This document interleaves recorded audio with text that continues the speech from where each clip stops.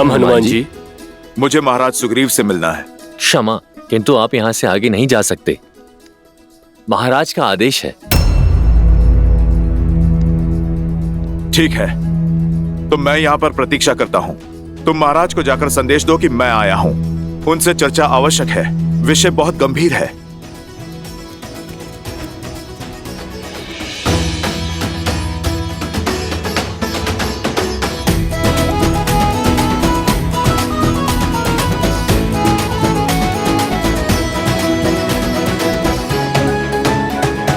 प्रणाम महाराज, हनुमान जी आपकी प्रतीक्षा कर रहे हैं। उन्हें कहो प्रतीक्षा करे थोड़ी देर, हम आते हैं। महाराज ने आपको यहीं प्रतीक्षा करने को कहा है, और ये भी कि उनके मनोरंजन में विघ्न ना डाला जाए।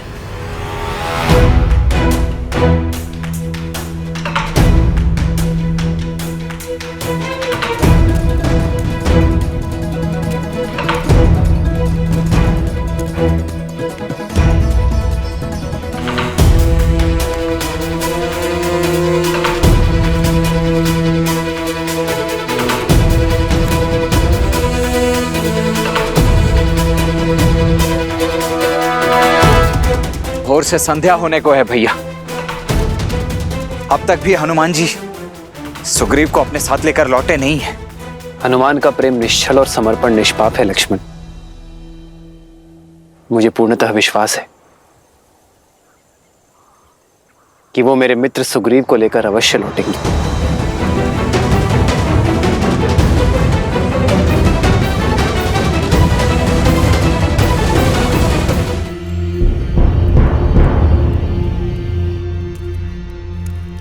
हनुमान काका, प्रणाम।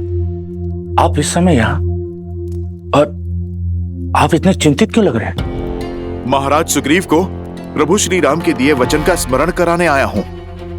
दीर्घ काल से प्रतीक्षा कर रहा हूँ, परंतु महाराज सुग्रीव अभी तक व्यस्त हैं। क्या चाचा श्री ने आपको प्रतीक्षा करवाई? ये उचित नहीं है। मैं अभी जाकर उनसे बात करता हूँ। नहीं अंगद, तुम्हारा भीतर जाना अभी उचित नहीं होगा। महाराज अभी आते ही होंगे। मैं यही प्रतीक्षा करता हूं, तुम जाओ।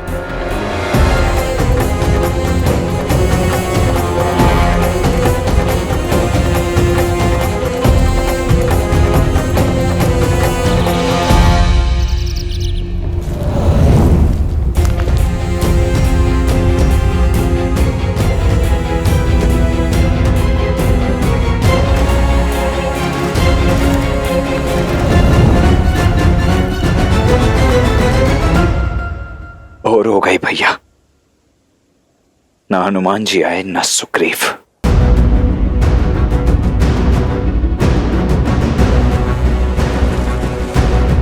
अब तो मुझे जाने की आज्ञा दे दीजिए भैया। उठो लक्ष्मण, तुम्हें जाने की आज्ञा है लक्ष्मण, किंतु स्मरण रखना, सर्वप्रथम प्रेम और विश्वास का सहारा लेना ही उचित मार्ग है। क्रोधाग्नि दूसरे के साथ साथ कभी कभी स्वयं को भी जला देती है।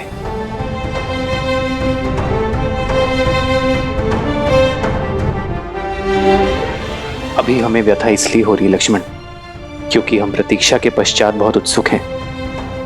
यह स्वाभाविक है, किंतु क्रोध और उत्साह को साधना अति आवश्यक है। आप सदैव सबके लिए अच्छा ही सोचते हैं भैया, परंतु मुझे गुप्तचर वानरों से ज्ञात हुआ है कि वानर राज सुग्रीव ने भाभी मां को खोजने की तैयारी में अब तक कुछ नहीं किया है।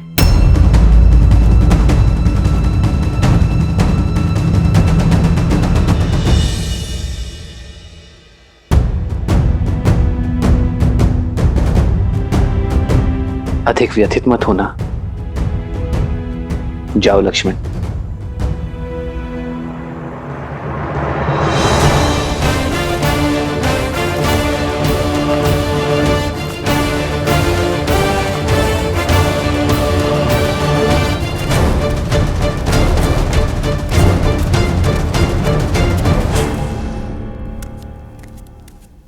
महाराज,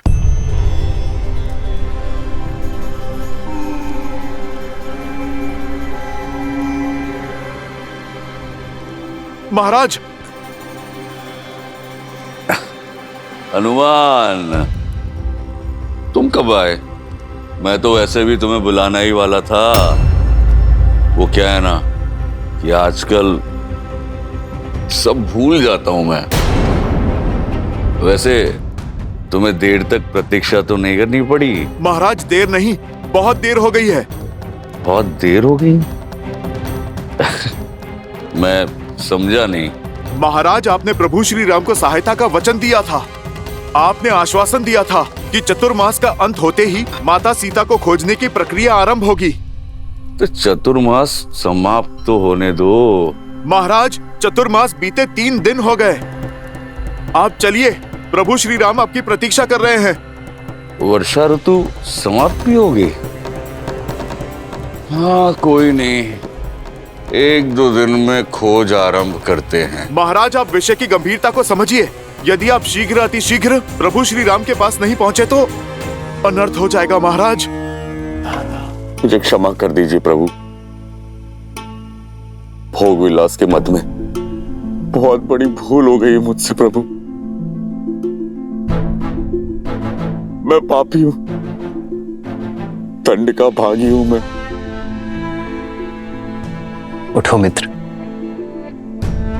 मित्र का स्थान चरणों में नहीं, भुजाओं में है।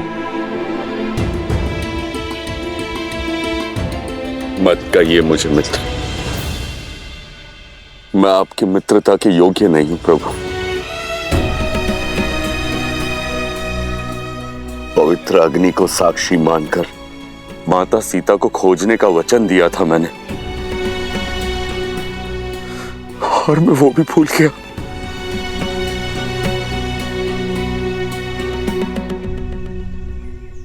आपके ये अश्रु आपके प्रायश्चित के साक्षी हैं।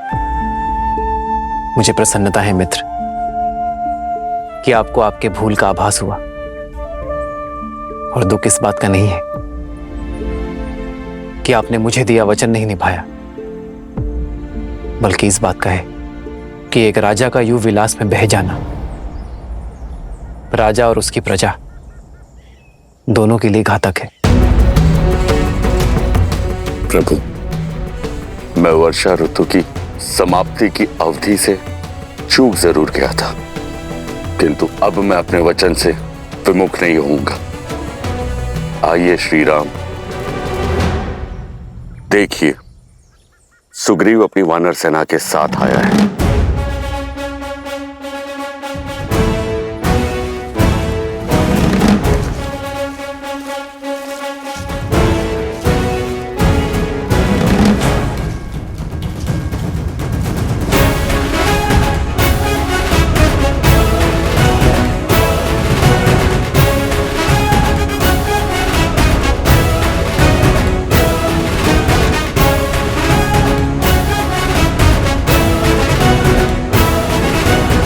ये वानरों का महासागर आपकी सहायता के लिए तत्पर है प्रभु।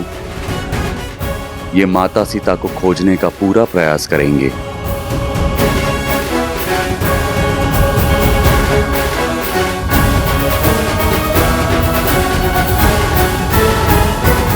मैं वानरों को नहीं, आपको देख रहा हूं मित्र। आज आपकी वाणी और शैली में वो विश्वास, वो उत्साह नहीं है जो चौमास से पूर्व था।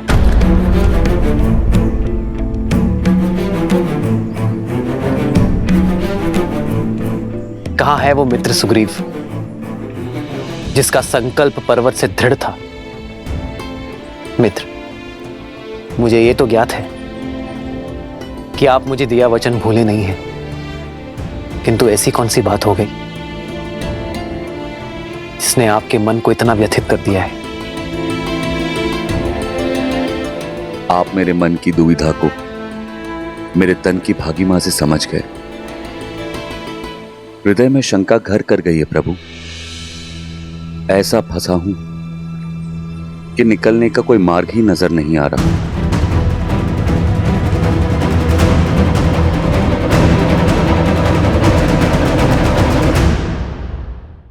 स्पष्ट कहिए मित्र। वर्षा ऋतु के प्रारंभ में मैंने कई वानरों से मंत्रणा की और यह आभास हुआ कहीं ना कहीं सबके हृदय में एक भय, एक अविश्वास है। मेरा तात्पर्य है कि हम जो हैं वो वानर हैं और जिसके विरुद्ध खड़े हैं ना, वो 10 दिशाओं का स्वामी लंकेश है, जिसका दास स्वयं काल और 9 ग्रह हैं। मुझे विश्वास है कि हनुमान जी माता सीता को ढूंढ ही लेंगे, किंतु प्रभु उसके पश्चात क्या? यदि हमने माता सीता को खोज भी लिया तो रावण का सामना हम कैसे करेंगे?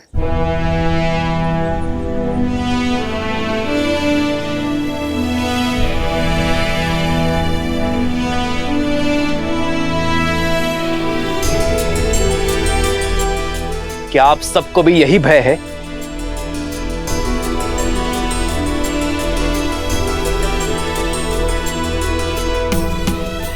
महाराज सुग्रीव की शंका उचित है श्री राम।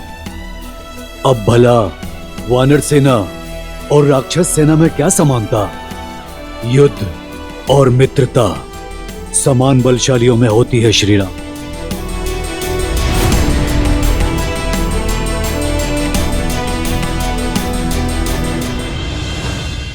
जो शक्ति में समान हो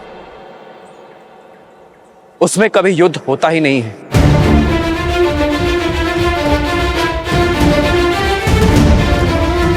समान लोगों में तो केवल व्यापार की संधि होती है, और आप सभी अपने जीवन में पहली बार नहीं कर रहे हैं। आप तो अपने जीवन में ये सब कर चुके हैं। वन में कोई नरभक्षी सिंह, कोई हिंसक बाघ यदि आपके घरों पर आक्रमण कर दे तो आप ये सोचकर मौन नहीं होते कि वो आपसे अधिक शक्तिशाली है, बल्कि उनके आक्रमण का डटकर उत्तर देते हैं। पर रावण से हम क्यों युद्ध करें? उसने हमारा कोई अनिष्ट नहीं किया है।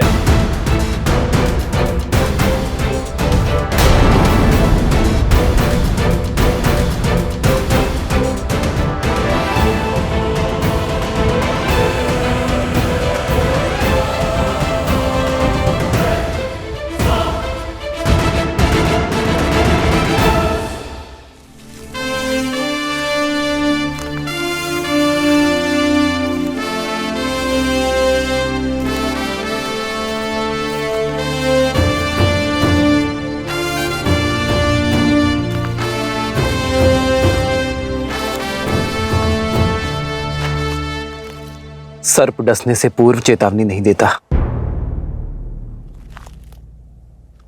रावण वन की वो अग्नि है जिसने आज मेरा घर जलाया है और कल आपके घर तक पहुंचेगी। वर्षा ऋतु के पूर्व हम अन्न और भोजन का भंडार करते हैं, स्वयं को आने वाले संकट से बचाने के लिए। इस भविष्य का सबसे बड़ा संकट रावण है, पाप की वो ज्वाला जिसे केवल युद्ध से परास्त किया जा सकता है। इसलिए नहीं कि रावण ने मेरी सीता का हरण किया, बल्कि इसलिए कि भविष्य में कोई भी अपने बल का प्रयोग करके आपकी माता, आपकी पत्नी या आपकी पुत्री का हरण ना कर सके। युद्ध घृणा और शत्रुता के लिए लड़ा जाता है, परंतु यह युद्ध लड़ा जाना चाहिए प्रेम के लिए, मित्रता के लिए। जुड़िए इस सेना से। नर और वानर मिलकर पाप की उस लंका को ध्वस्त कर सकते हैं, और सिद्ध कीजिए कि वानर के पग केवल वृक्षों पर चढ़ने के लिए नहीं, बल्कि सीता को ढूंढने के लिए, समस्त आर्यवर्त को नाप लेने में और अधर्म को कुचलने के लिए भी सज्ज है। रावण के पास यदि अपार बल और शक्ति है तो आपकी गति और युक्ति का भी कोई तोड़ नहीं। आपके पास वो निश्चय है जिसे ना प्रकृति की बाधा तोड़ सकती है और ना ही शत्रु का भय।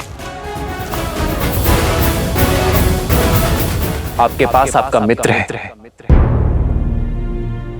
आपका सखा राम है।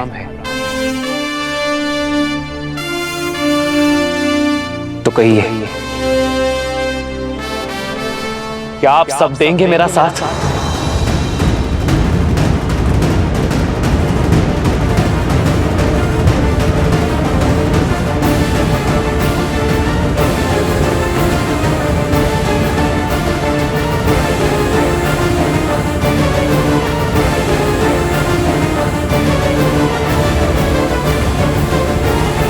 समय है स्वयं को श्रेष्ठ सिद्ध करने का उस संसार के समक्ष जो आपको हीन मानता है, मरकट कहता है।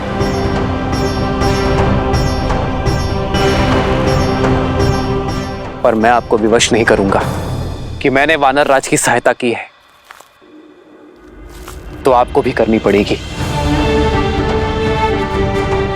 यदि रावण के भय के कारण आपके मन में संदेह है तो मत जाइए, पर यदि आप में से कोई भी मेरे भय से यहां है तो मैं अभी इसी क्षण आपको इस भय से मुक्त करता हूं। लौट जाइए, क्योंकि आपके समक्ष बाली का वध करने वाला वनवासी नहीं खड़ा, आपके समक्ष अयोध्या का युवराज नहीं खड़ा,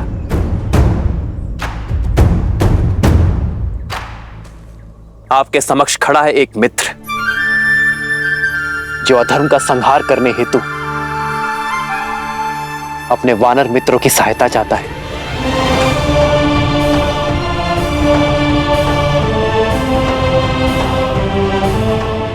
इस युद्ध में, इस प्रयाग में केवल वो आए जिसे अपने भय से लड़ना है, जो अपने भीतर के भय को मारना चाहता है।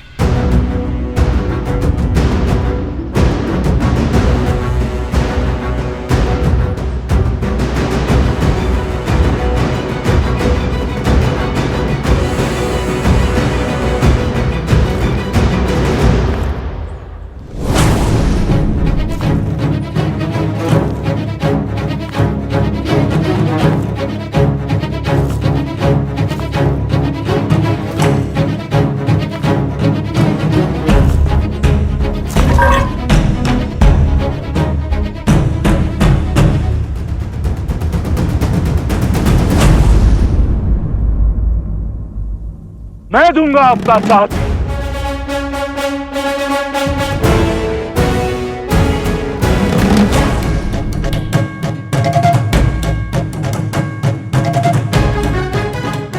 आपके धर्म और नीति ने मुझे उचित मार्ग दिखाया है। आपके पराक्रम की कथाओं ने हमें निडर बनाया है। वचन देता हूं श्री राम, यदि 1 माह के भीतर माता सीता को नहीं खोज पाया तो आपको कभी अपना मुख नहीं दिखाऊंगा।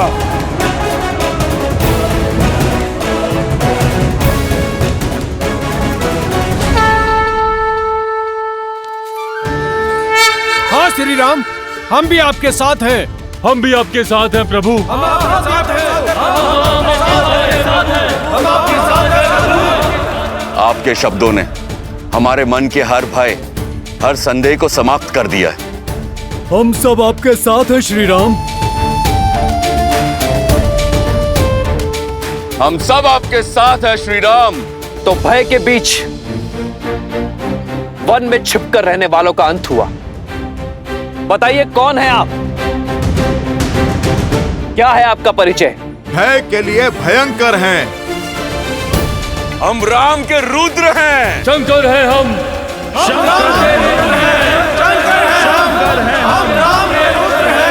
जय श्री राम। जय श्री राम। जय श्री राम। जय श्री राम। जय श्री राम। जय श्री राम। तो हम सीता माता की खोज की यात्रा आरंभ करते हैं। युद्धपति विनत, आप अपने दल का नेतृत्व करते हुए पूर्व दिशा में जाएंगे। मार्ग में जितने भी वानर साथी मिले, सबको इस महायुद्ध में सम्मिलित होने का मेरा आदेश देंगे। और उन्हें प्रशिक्षण के लिए यहां भेजेंगे। मैं अपना कर्म पूरी निष्ठा से निभाऊंगा। आज्ञा दीजिए प्रभु।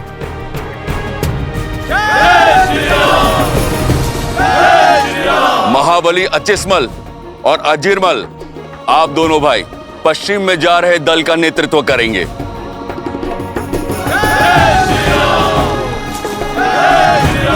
वर्षल महाबल, आप अपने दल को लेकर उत्तर की ओर जाएंगे। किंतु महाराज सुग्रीव, रावण देवी सीता का हरण कर उत्तर में नहीं ले गया होगा, क्योंकि अयोध्या उत्तर में ही तो है। रावण जैसे मायावी असुरों की कपट लीला, अस्त और अंत हमारी समझ से परे है। हमें हर ओर, हर दिशा में खोज करनी होगी।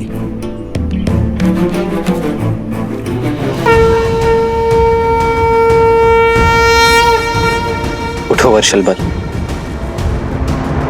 जब तुम उत्तर दिशा की ओर जाओगे तो मेरे भाई भरत का समाचार अवश्य लेकर आना।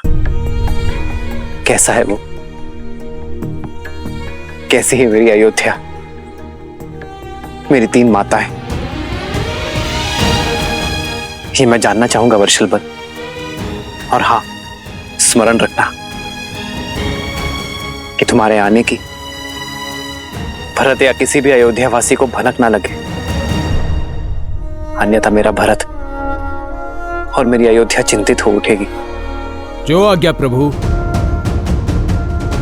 जय श्री राम, जय श्री राम, जय श्री राम, जय श्री राम, जय श्री राम। श्री राम, हमने रावण को माता सीता का हरण कर दक्षिण की ओर जाते हुए देखा था, और लंका भी कहीं दक्षिण में ही है। इसलिए दक्षिण में खोज मेरा सबसे कुशल दल करेगा, जिसका नेतृत्व अंगद के कंधों पर होगा, और साथ होंगे जामवंत, नल, नील और महाबली हनुमान। श्री गुरु चरण सरोज रज, निज मन गुरु सुधारी, बरनउँ रघुबर बिमल जसु,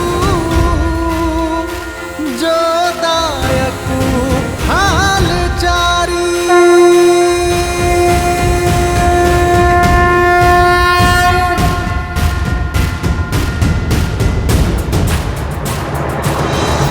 हनुमान, तुम्हारे स्पर्श मात्र से तुम्हारे निश्चय का आभास हो गया है मुझे। मुझे पूरा विश्वास है तुम पर कि तुम सीता को खोज मेरे संकट का मोचन करोगे।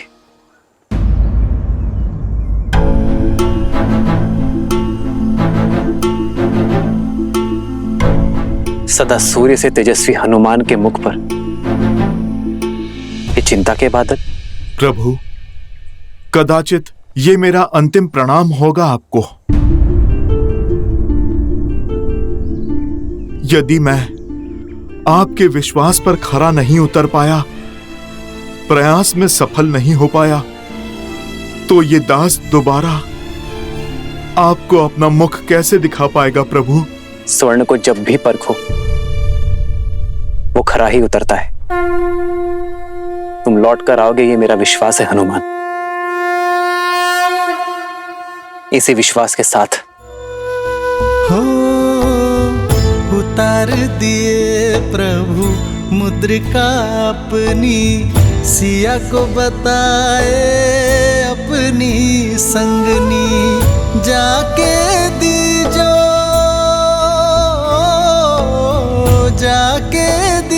रघुवर की निशानी, जाके दीजो रघुवर की निशानी। राम सिया राम, सिया राम जय जय राम, राम सिया राम, सिया राम जय जय। ये मुद्रिका मैं तुम्हें सौंप रहा हूं हनुमान। सिया राम, सिया राम जय जय राम, जो मेरे लिए सीता का विश्वास है। सिया राम जय जय राम।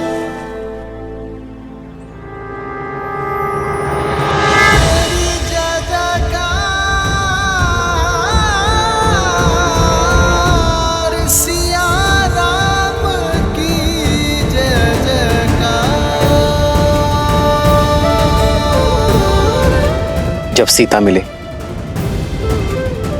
तो उसे ही मुद्रिका सौंप देना हनुमान, और उससे कहना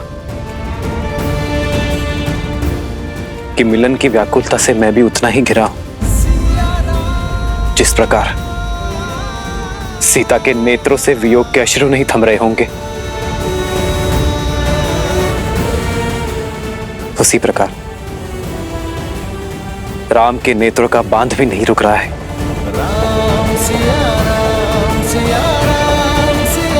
उसे बताना कि उसका पता चलते ही मैं क्षण भर कभी विलंब नहीं करूंगा और शीघ्र अतिशीघ्र उसका राम उसे लेने अवश्य आएगा। इतना बड़ा उत्तरदायित्व? उत्तरदायित्व तो हमें उत्तर देने के योग्य बनाते हैं हनुमान, और हमारे विश्वास से हमारे प्रयास सफल होते हैं। तुम्हें लौटना होगा हनुमान, सीता की सूचना के साथ, क्योंकि यह यात्रा केवल सीता की खोज की नहीं, तुम्हारे स्वयं को खोजने की भी है।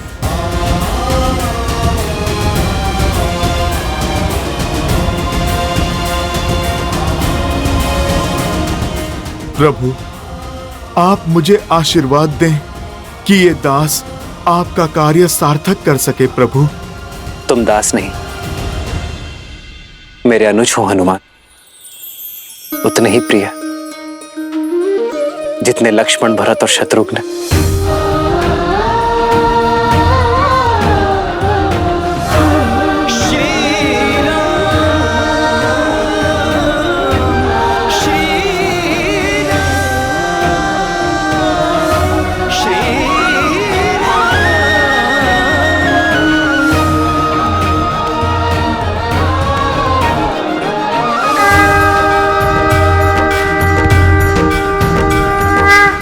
जय श्री राम। जय श्री राम। जय श्री राम। जय श्री राम। जय श्री राम। जय श्री राम। विषम और प्रतिकूल परिस्थितियों में भी धैर्य का हाथ थामे शांति, सतर्कता और सकारात्मकता के साथ आगे कैसे बढ़ा जाए, ये कोई मेरे प्रभु श्री राम से सीखे। किंतु अब तक तो उन्हें यह भी ज्ञात नहीं कि रावण देवी सीता को लेकर कहां गया है। क्या उनके ये प्रयास सफल हो पाएंगे महादेव? देवी, यदि मनुष्य किसी एक विचार को अपने जीवन का लक्ष्य, एकमात्र ध्येय बना ले, उसे संकल्प बनाकर अपने हृदय में बसा ले, तो कौन है जो उस मनुष्य को उसकी लक्ष्य पूर्ति से रोक सकता है? श्री राम भी वही कर रहे हैं। उनके जीवन का केवल एकमात्र ध्येय है देवी सीता को पुनः पाना। और जब मनुष्य का निर्णय दृढ़ हो जाता है तो नर नारायण हो जाता है। और ये तो कथा ही है प्रयास और विश्वास की। एक ओर है श्री राम का अथक प्रयास, तो दूसरी ओर है देवी सीता का अटल विश्वास कि उनके श्री राम आएंगे, अवश्य आएंगे।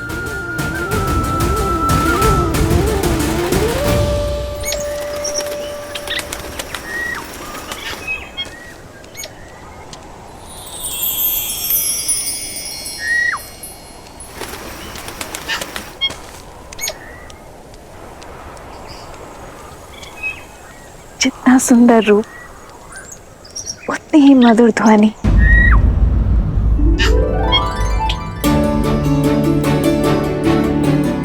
ऐसा पक्षी तो मैंने कभी नहीं देखा।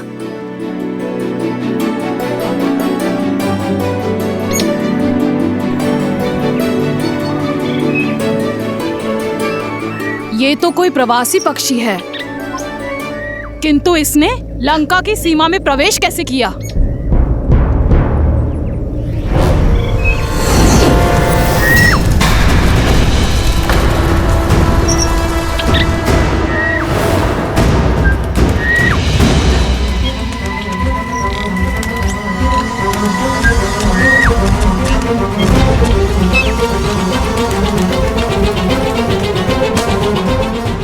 निर्दोष पक्षी पर किसने वार किया?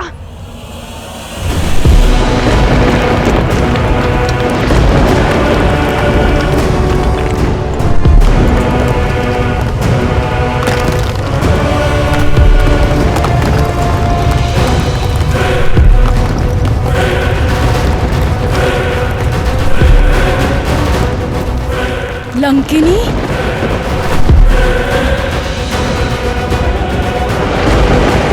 लंका की रक्षिका लंकिनी है ये। इसकी दृष्टि से बचकर एक तिनका भी लंका में प्रवेश नहीं कर सकता।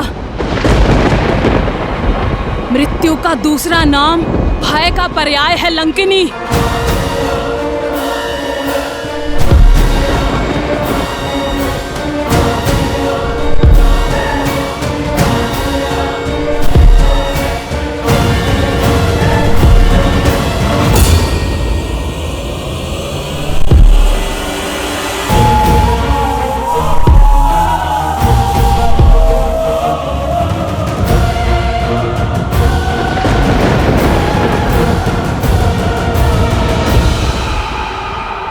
लंका की रक्षिणी लंकिनी को त्रिजटा का प्रणाम।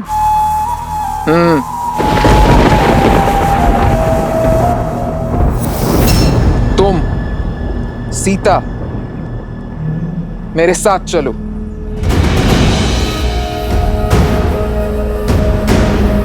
जाओ।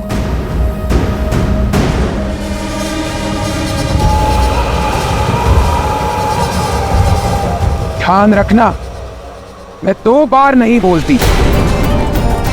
आज्ञा का पालन करो, अन्यथा ऐसे ले जाऊंगी जैसे मिट्टी से सूखी घास का तिनका उखाड़ा जाता है। समझी? अब चलो मेरे साथ।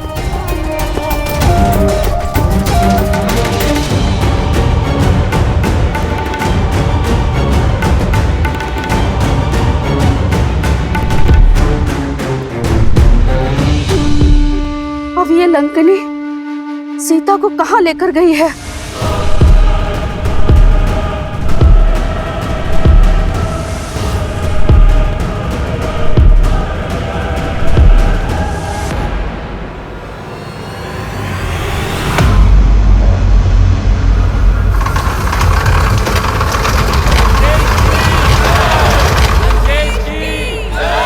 जाओ।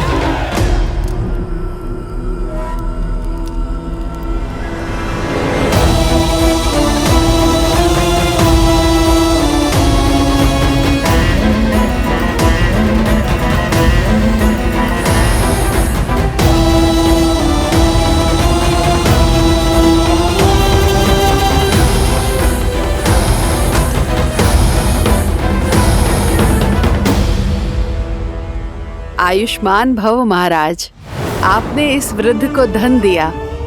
आपकी करुणा ने इस वृद्ध को जीवन दान दिया महाराज।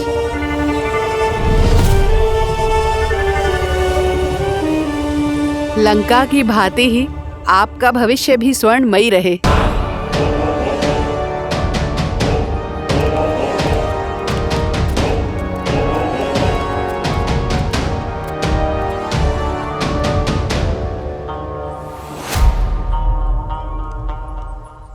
आप हमारे महाराज ही नहीं, हमारे भगवान हैं। इस बालक को शक्ति और सुखमय जीवन का आशीष दें प्रभु।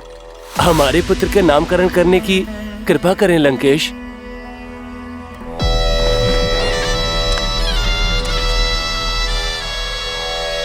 तेज है इसके मुख पर, विलोहित नाम होगा इसका। लंकेश की जय! लंकेश की जय! लंकेश की जय! लंकेश की जय!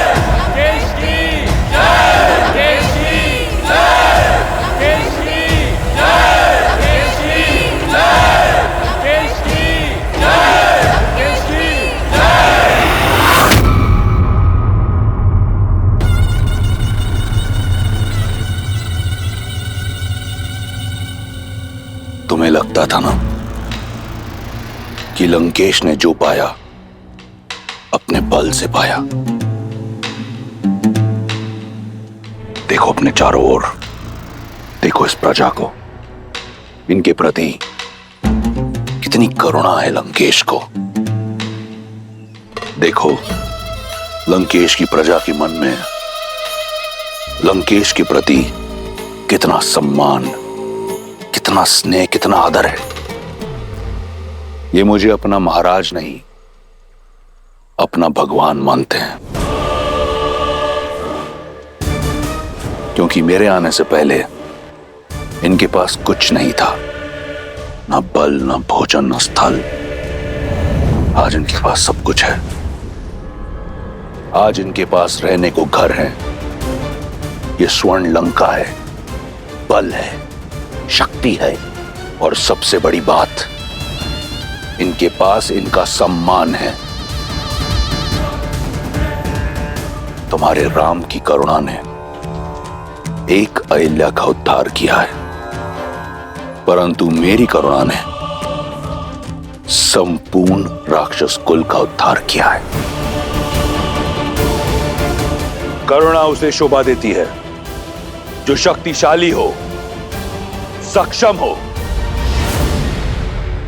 तुम्हारा निष्कासित राम, जिसकी स्वयं की दशा करुण है, जो अपने प्रजा के दायित्व से भाग हुआ,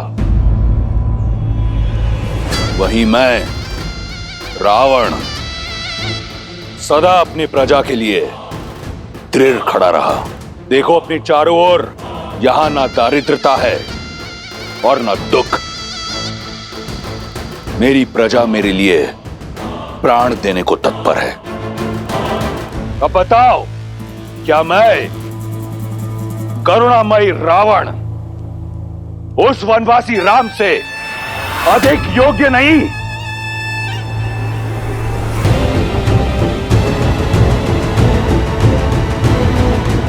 करुणा तो मुझे तुम पर आ रही है रावण।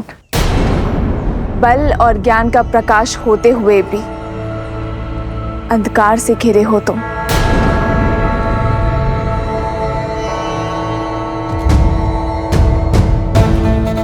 जिन मुख पर उल्लास देख रहे हो, उनकी आंखों के पीछे छिपा भय नहीं देखा तुमने? जिस उद्घोष को निष्ठा की जयकार समझ रहे हो तुम, उसके पीछे छिपे भय की चित्कार नहीं सुने तुमने? भगवान वो नहीं जो दीनों के राजा हो, बल्कि दीनों के बंधु हो। भगवान वो नहीं जिसकी प्रजा उनके सामने भय से सर झुकाए, बल्कि सम्मान में सर झुकाए। भगवान वो नहीं जो अपना दिया गिनवाते हो, बल्कि देते हैं बिना किसी अपेक्षा के। जो अपनी प्रजा में भय नहीं, बल्कि कुछ करने का उत्साह जगाते हैं, वो है मेरे श्री राम।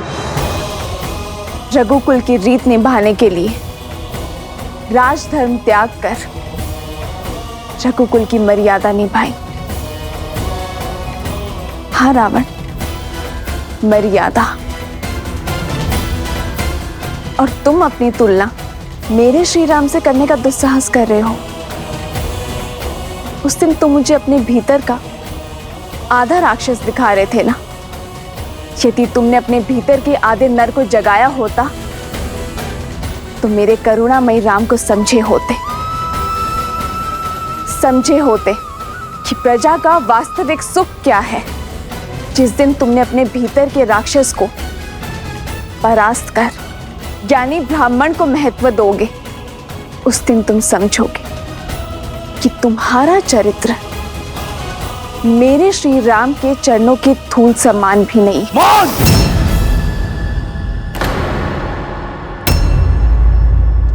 केवल देवताओं की भाषा आती है तुम्हें। आंखें हैं, परंतु रावण की महानता नहीं दिखाई देती।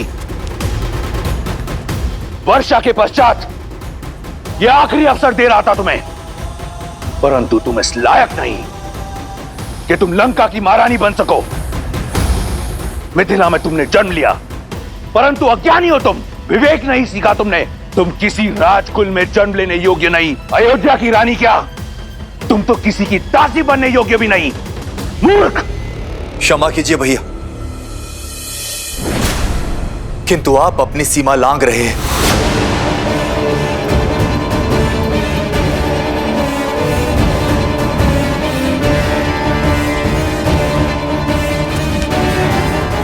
क्या कहा तुमने? मैं तो केवल ये कह रहा था कि वो एक स्त्री है, और स्त्री चाहे शत्रु कुल की ही क्यों ना हो, सम्मान की पात्र होती है।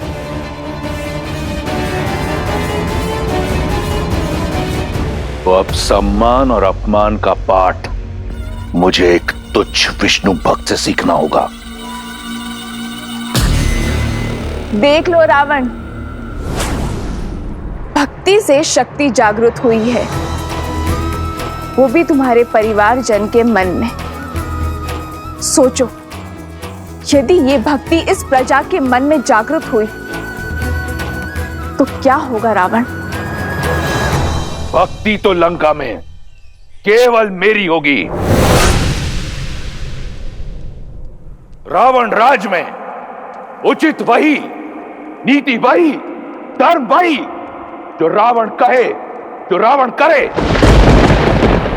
जो शीश रावण के विरुद्ध खड़ा होगा उसे राजद्रोही माना जाएगा, उसे मृत्यु का पात्र माना जाएगा।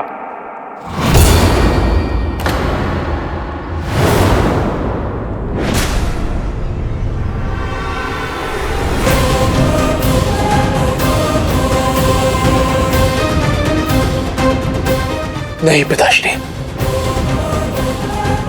ये आपके अनुज है, परिवार है, इनके प्राण मत लीजिए।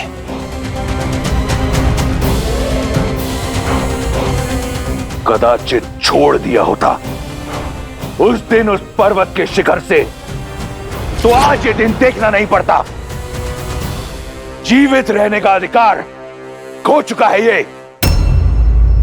तो ये है लंका का धर्म, लंकेश का न्याय, रावण का राज, जहां केवल रावण का मत उचित, बाकी सब अनुचित। और यदि मंत्री ने मंत्रणा दी तो उसका वध कर दिया जाता है। अभी तो तुम करुणा की दुहाई दे रहे थे, मेरे श्री राम, जो अपने भाइयों के लिए, अपनी प्रजा के लिए जीवन दे सकते हैं। तुम स्वयं अपने हाथों से अपने भाई का जीवन ले रहे हो। यह है तुम्हारी करुणा। करुणा का नाता धैर्य से होता है रावण। एक सच्चा शासक अपनी प्रजा को साथ लेकर चलता है, उनके विचारों का आदर करता है, उनका चित्त, उनका मन हरता है, उनके प्राण नहीं। और जिसे तुम करुणा समझ रहे हो रावण, वो तुम्हारा भय है सब पर।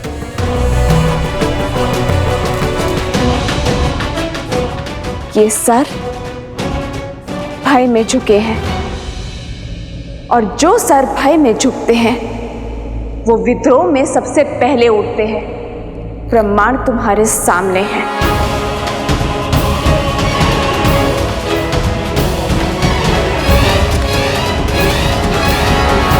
जा सकती हो तुम, जाओ।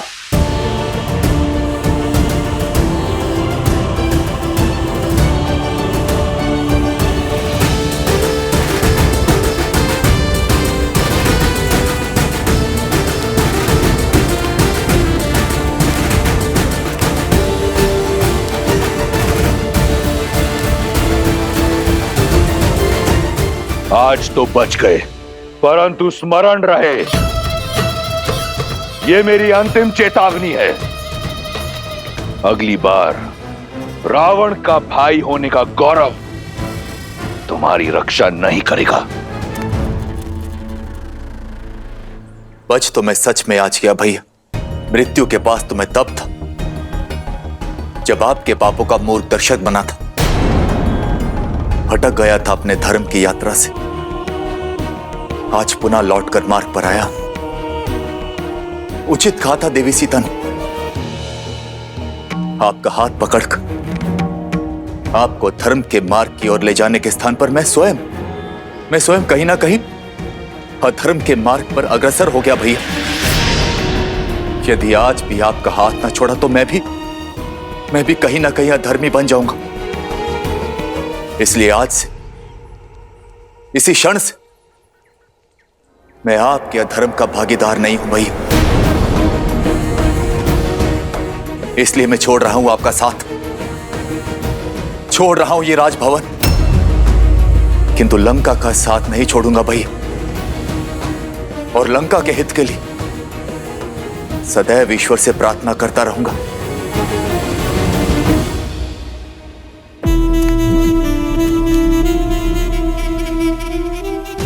लंका और लंकेश को तुम्हारी प्रार्थना की आवश्यकता नहीं। मुझे ना तुम्हारे साथ की कभी आवश्यकता थी और ना होगी। रावण स्वयं ही पर्याप्त है। उसे अपने जीवन का उद्देश्य स्पष्ट रूप से दिख रहा है। तुम जाना चाहते हो तो जाओ, चले जाओ।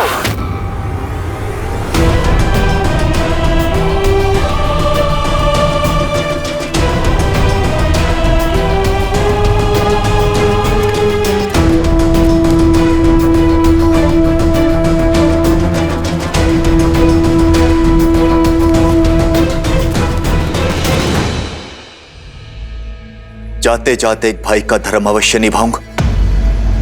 अपनी आंखें खोलिए भैया, देवी सीता के कथनों से इतना तो जान गया कि राम कोई साधारण मनुष्य नहीं है। समय रहते उनसे क्षमा मांग लीजिए, अन्यथा आपका अंत निश्चित है भैया। इससे पहले कि तुम्हारे आत्मा की शांति के लिए प्रार्थना पड़ी जाए, चले जाओ यहां से। कायर, जाओ।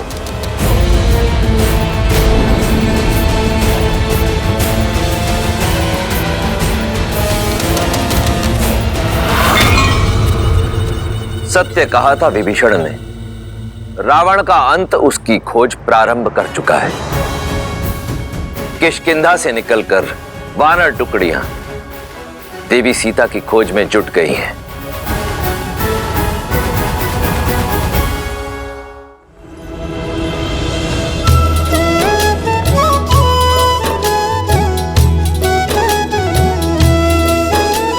चले सकल बन खोजत, सरिता सरगिरि खोहा। राम काज ललीन मन, बिसरा तन कर छोह।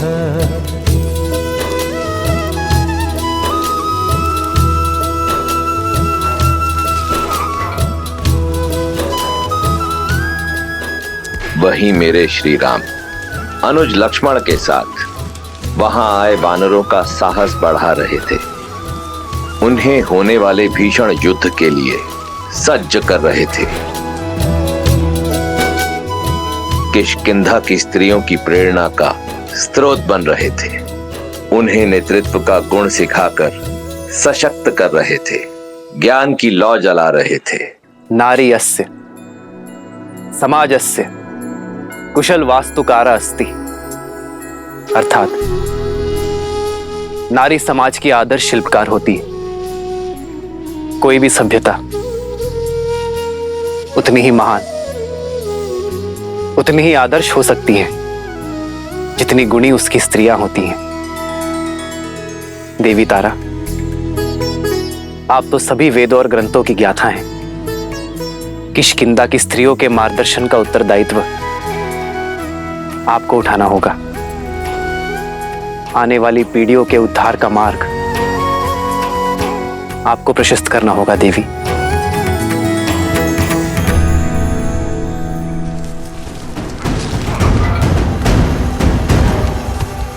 सब में आशा की किरण फूंकने वाले श्री राम के लिए आशा की किरण अभी दूर थी। देवी सीता की खोज में कई टुकड़ियां लौट रही थीं और लक्ष्मण की अधीरता बढ़ती जा रही थी। किसी दिशा में देवी सीता की कोई सूचना नहीं थी।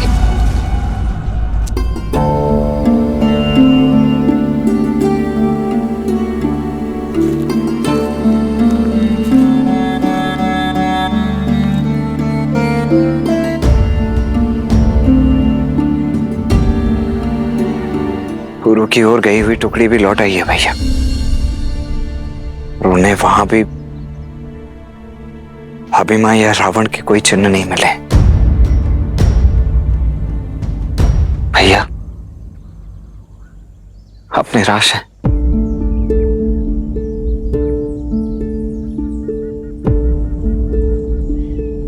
संध्या होने को है लक्ष्मण, दीपक जला दो। जो आज्ञा भैया।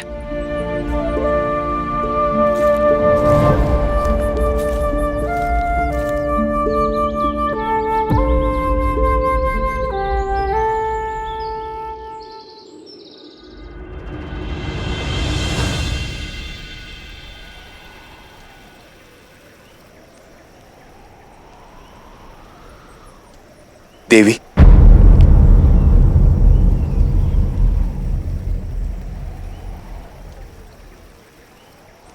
सबसे पहले तो मैं अपने भाई रावण के किए के लिए आपसे क्षमा प्रार्थी हूं। अहंकार ने उनकी बुद्धि हर ली है देवी। आपके मुख से श्री राम का वर्णन सुन अनुभूति हुई कि भक्ति के जिस मार्ग पर चलने का मेरा उद्देश्य था, मेरी इच्छा थी, उसका लक्ष्य केवल श्री राम है। देवी, मेरा मन सदा से नारायण की भक्ति में रमा रहा है और अब मेरा रोम रोम कह रहा है कि श्री राम ही नारायण है, जो जगत कल्याण के लिए मनुष्य रूप लेकर आए हैं। अहिल्या को तारने वाले, ताड़का को मोक्ष देने वाले सियापति श्री राम, और वो साधारण मनुष्य तो हो ही नहीं सकते।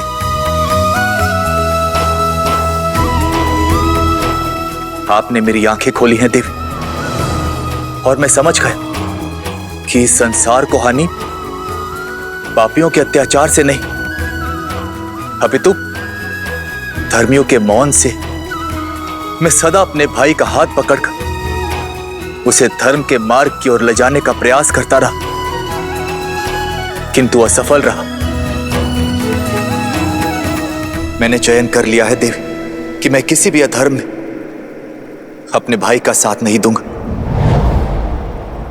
धर्म का साथ दूंगा, श्री राम का साथ दूंगा। मैं उन श्री राम की भक्ति करना चाहता हूं देवी, किंतु मन में एक संदेह है कि क्या वो मेरी भक्ति को स्वीकार करेंगे, कि क्या वो मेरी आस्था को स्वीकारेंगे। धर्म से विमुख होने की भूल को क्षमा करेंगे। मुझे मार्ग दिखाइए देवी कि कैसे मैं अपना जीवन श्री राम को समर्पित कर सकूं। दया का दूसरा नाम है श्री राम, शरण में आए का सहारा है वो। आप क्या, यदि अधर्मी रावण भी उनके चरणों में जा गिरेगा ना, तो वो उसे भी अपने हृदय में स्थान दे देंगे। कृपालु है वो, भय और चिंता से मुक्त कर देने वाले हैं मेरे श्री राम।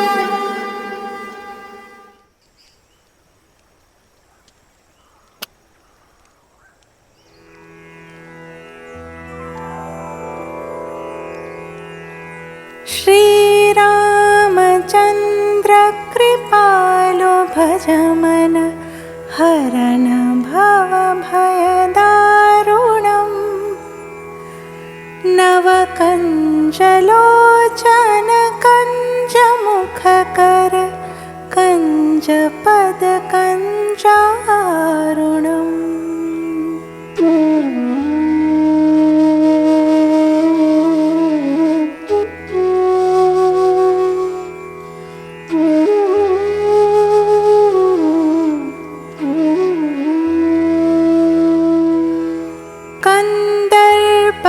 अगणित अमित छवि नवनील नीरज सुंदरम पटपीतमानहु तडित रुचि शुचि नौमि जनकसुतावरम्।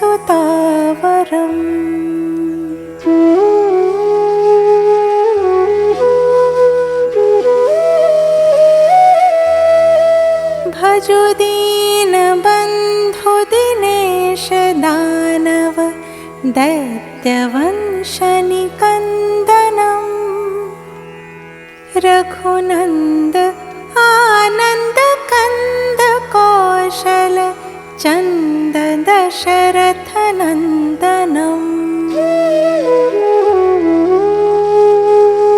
श्रीराम श्रीराम श्रीराम श्रीराम श्रीराम श्रीराम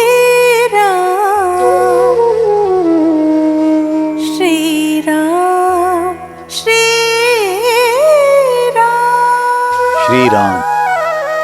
श्रीराम श्रीराम श्रीराम।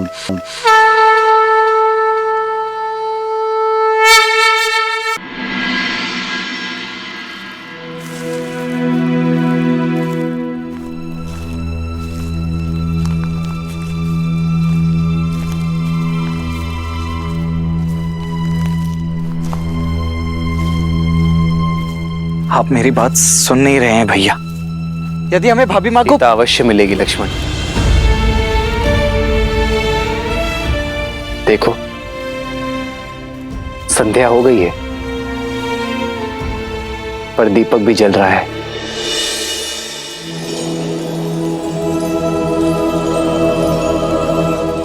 ऐसे ही अपने मन में इस आस रूपी दीपक को सदा प्रज्वलित रहना चाहिए।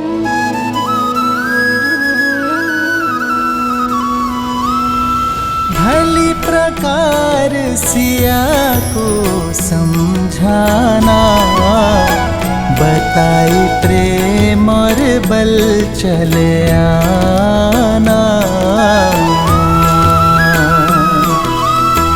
हनुमत जन्म सफल करी माना, चले हृदय धरि कृपा निधाना।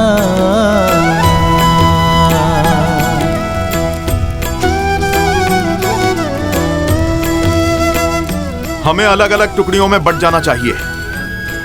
एक कार्य करते हैं, आप उस दिशा में देखिए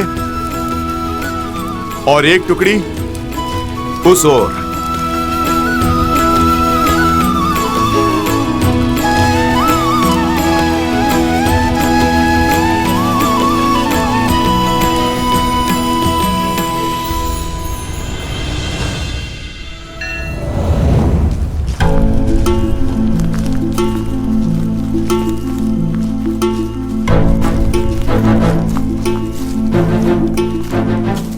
हनुमान जी, इतने दिनों से बस रात दिन चलते ही जा रहे हैं। इस वन में न अन्न का दाना प्राप्त हुआ, न जल की बूंद। ऐसे में तो अपना उद्देश्य पूर्ण करने से पहले ही अपना देह त्याग देंगे। उचित कहा भ्राता।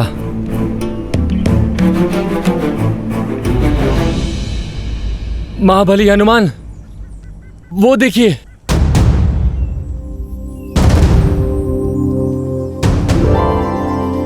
इस सूखे प्रदेश में फलदार वृक्ष।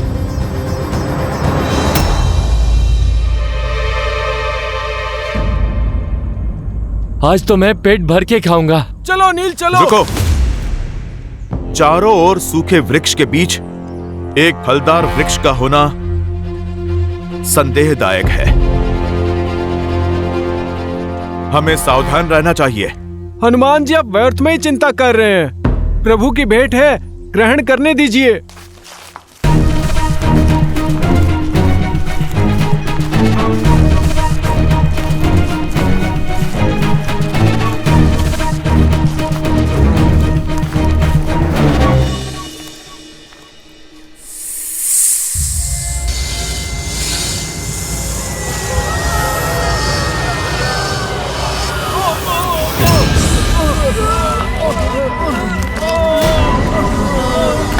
हनुमान जी बचाइए।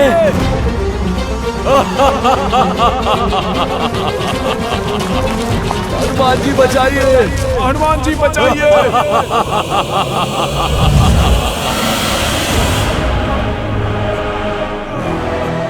ये फलों का वृक्ष नहीं, जाल था ये, मेरा माया जाल,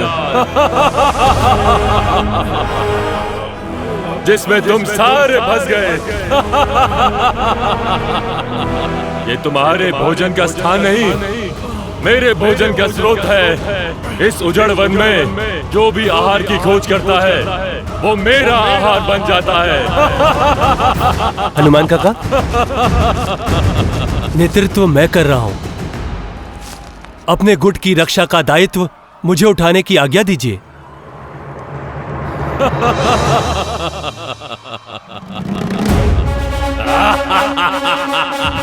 जय श्री राम।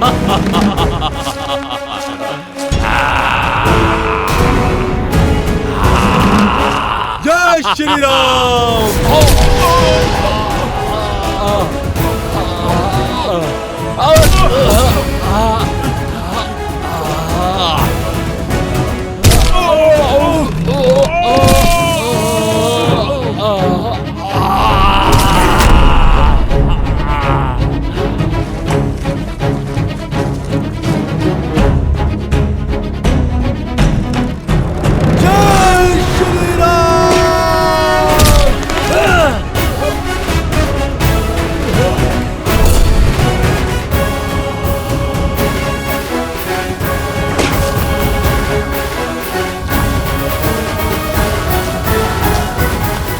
हम सबको आप पर गर्व है युवराज अंगद। अति उत्तम अंगद, आज तो तुमने सिद्ध कर दिया कि किष्किंधा का भविष्य योग्य हाथों में है। सब आप ही से सीखा है हनुमान काका। आपकी शिक्षा और दीक्षा की वजह से ही आज ये संकट टाल पाया हूं। संकट अभी टला नहीं है। कुछ समय पूर्व हमारे साथ 30 वानर थे, किंतु अभी आधे ही शेष बचे हैं। जैसे जैसे समय बीत रहा है हमारे साथी पीछे छूटते जा रहे हैं, और ऐसा ही चलता रहा तो श्री राम को दिया वचन निभा नहीं पाएंगे हम। आप ही कोई मार्ग निकालिए हनुमान जी।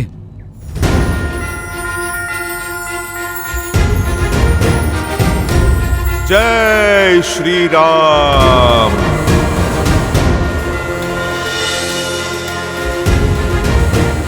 प्रभु की भक्ति ही हमें यहां तक लाई है, तो आगे का मार्ग भी हमें प्रभु की भक्ति ही दिखाएगी।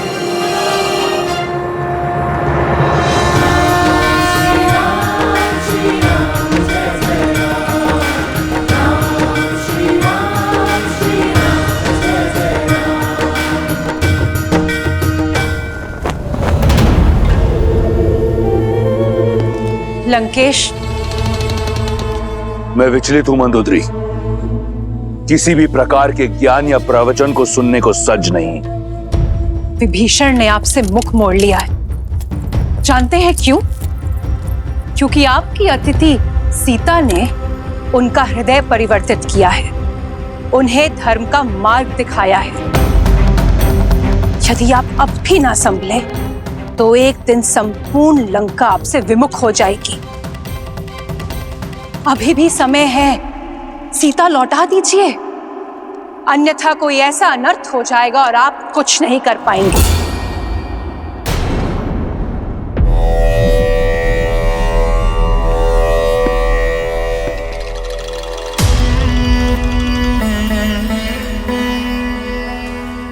समझता हूं तुम्हारी व्याकुलता,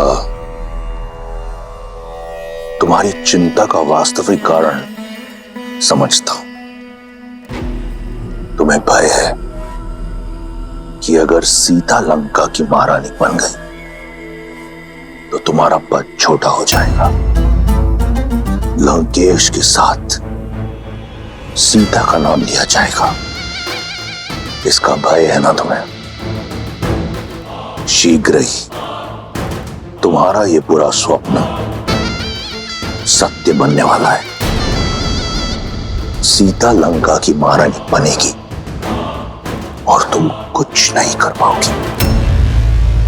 परंतु ये कोशिश अवश्य करना कि ये जो तुम्हारे भीतर चल रहा है, ये द्वंद, इसे विष बनकर अपने नेत्रों या बोली में बाहर मत उगलना। पिताश्री,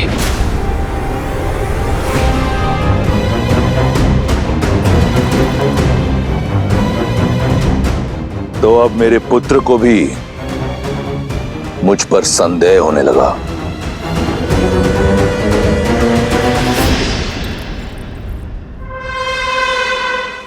संदेह नहीं, दुख हुआ है मुझे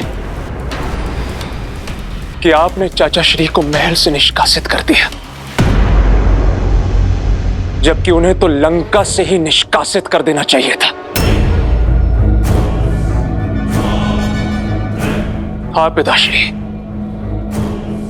मैंने इस विषय पर बहुत विचार किया। हिम भी अपने ही जल में पिघल जाता है। ऐसे लंका के भेदी ही घर परिवार के टूटने का कारण बनते हैं। मैं जानता हूं कि वो मेरे चाचा श्री हैं, आपके अनुज हैं। इसीलिए आपको उन पर प्रहार करने से रोका मैंने। किंतु अब वो उस स्त्री का समर्थन कर रहे हैं जो आपके विरुद्ध है, और ये मुझे कदापि स्वीकार नहीं।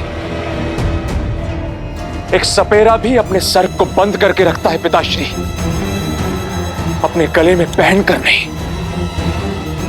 चाचा श्री संकट बन सकते हैं। प्रसन्नता हुई ये जानकर कि कोई तो है लंका में जिसे आज भी मेरी चिंता है।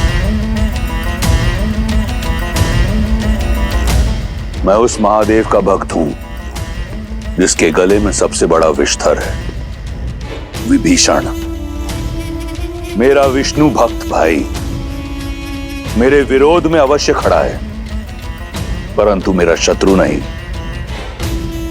मैं चाहता हूं कि वो यहीं लंका में रहकर मेरी शक्ति का साक्षी बने, स्वयं देखे सीता को मेरे समक्ष झुकते हुए, उसकी आशा को छिन्न भिन्न होते हुए। उसके उपरांत लंका में उठ रहे हर विरोध पर विराम लग जाएगा।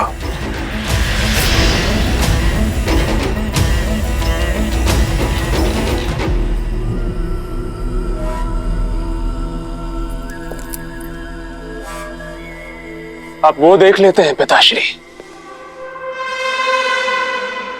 जहां तक मेरी दृष्टि और दृष्टिकोण नहीं पहुंच पाते। एक बात मुझे खटक रही है, उस सीता में इतनी शक्ति, इतना साहस कहां से रहा है? अभी तो उसने केवल चाचा श्री की बुद्धि भ्रष्ट की है, आगे न जाने क्या क्या करेगी। अपने पति और परिवार से तो वो दूर है ही, आपने चतुर्मास से उसका भोजन भी बंद करवा दिया है। तो फिर बिना अन्न और जल के उसमें इतनी ऊर्जा कहां से रही है?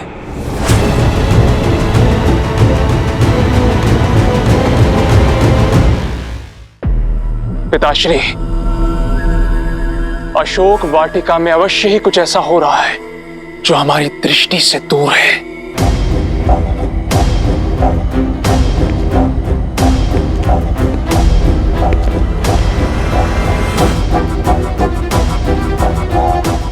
तुम्हारी दृष्टि उस ओर गई जिस ओर मैंने विचार नहीं किया था। सही कहा तुमने, कुछ तो अवश्य है जो अशोक वाटिका में हम जानते नहीं। तो पता लगाना होगा पिताश्री। इस कार्य के लिए कोई है तुम्हारी दृष्टि में? मेरा अनुज अक्षय कुमार।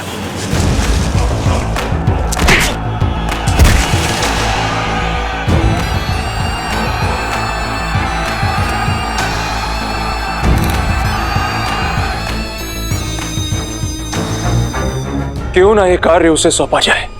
सही कहा तुमने। इस कार्य के लिए मेरा प्रिय अक्षय कुमार उचित रहेगा।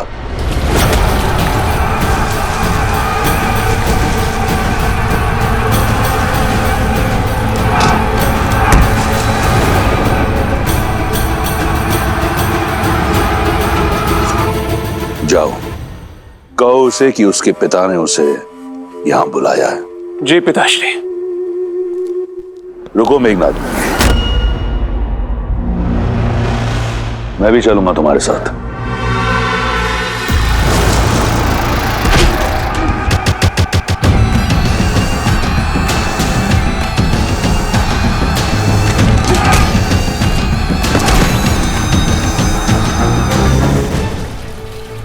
दांव लगाया जाए, कौन जीतेगा दल प्रमुख? दो भाइयों के बीच में युद्ध है, जीत में भी हार ही होगी। यही तो सबसे बड़ा आनंद है। मेरा मत है ये लंबा वाला योद्धा जीतेगा। इसका गठीला शरीर, लंबाई इसकी सहायता करेंगे।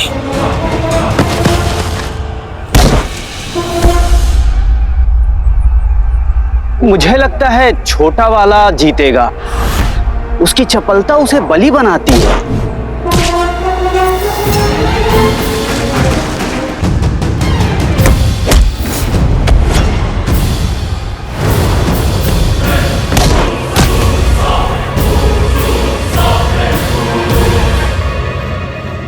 अद्भुत।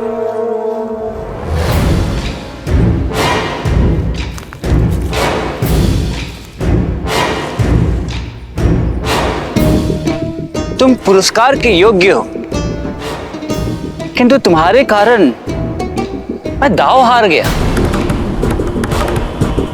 तो पुरस्कार नहीं, दंड लेना होगा।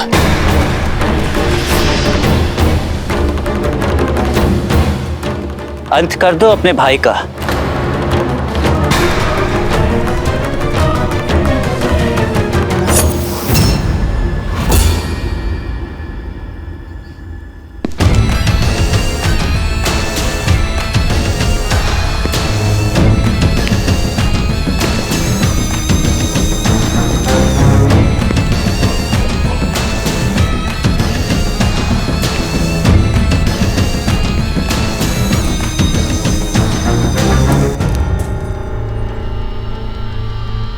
यदि मैं जीत जाता तो यहां उत्सव होता, परंतु अब बात कुछ और है।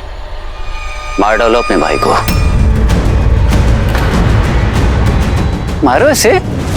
यदि ऐसा है तो मुझे पराजय स्वीकार है कुमार। अद्भुत। अब मैं जीत गया, किंतु एक पराजित योद्धा का लंका में कोई स्थान नहीं। तुम्हें जाना होगा यमलोक।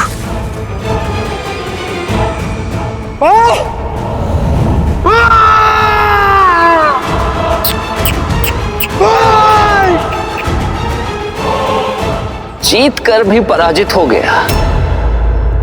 सावधान, लंकापति और युवराज पधार रहे हैं।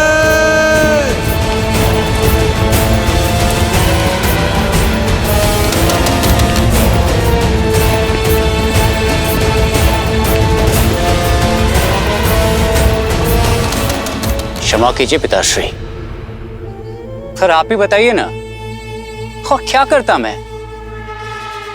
मैंने बोला था उसे मार दे अपने भाई को, और नहीं माना वो। मैंने उचित किया ना पिताश्री? भ्राता, न्याय अब भी अधूरा है।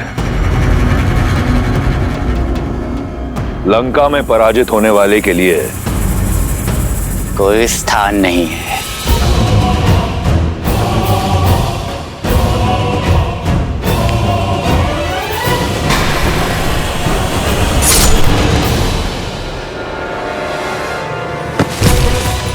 ये हुई ना लंकेश के पुत्र वाली बात।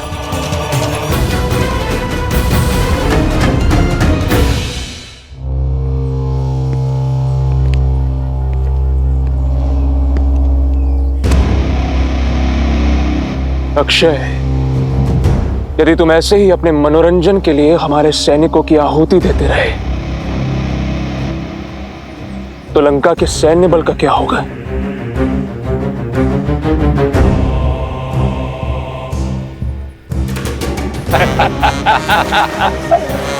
अक्षय, मेरे अनुज, आपके और मेरे होते हुए किसी और की आवश्यकता ही क्या है भैया?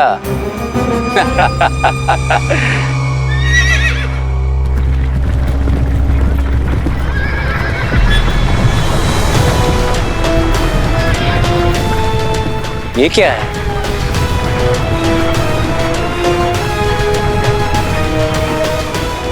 कितना सुंदर! ऐसा दिव्य रथ किसका है भैया? तुम्हारा, पिताश्री की ओर से।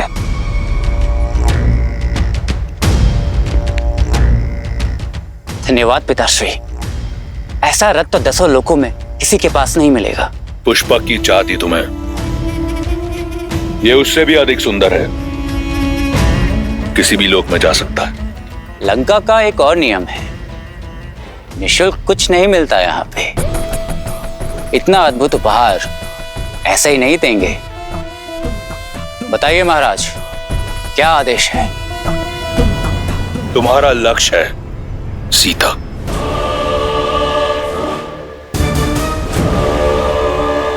कहने की आवश्यकता नहीं है पिताश्री, जानता हूं आप क्या कहना चाहते हैं। पता लगाओ, बिना किसी आहार के सीता इतनी स्थिर कैसे है? कौन है जो लंकेश की दृष्टि से बचकर लंका की शत्रु की सहायता कर रहा है?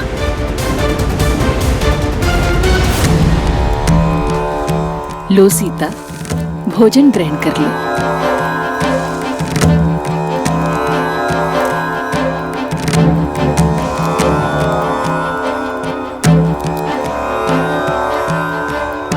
ये सब करके तो बड़ा आनंद आएगा, किंतु इस समस्या का समाधान कई जीवन ले लेगा। चिंता मत कीजिए पिताश्री, आपकी सीता को कुछ नहीं होगा।